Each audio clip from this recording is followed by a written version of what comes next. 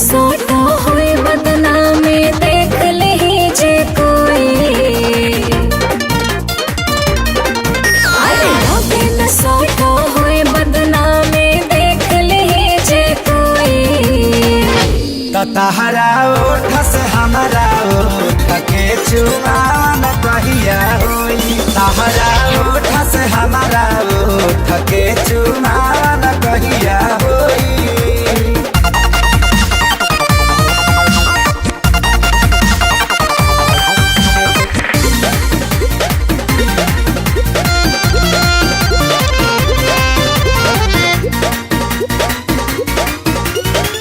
तारा जाई बुरानी हमारा जैसन लइका बीच के दिलवा में फोटो धाला खींच के हो।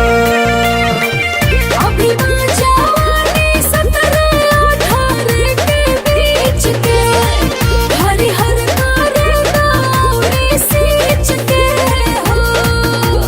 तबले तरतिया काटे के पारे अकेले सोए सोए।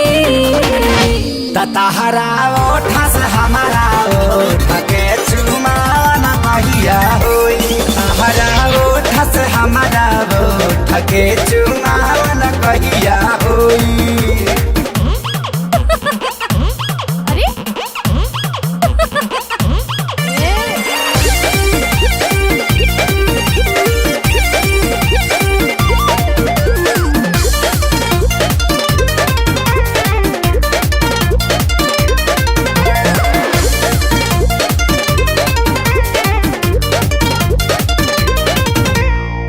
भीतर से लागतारू रानी भले काचा हो।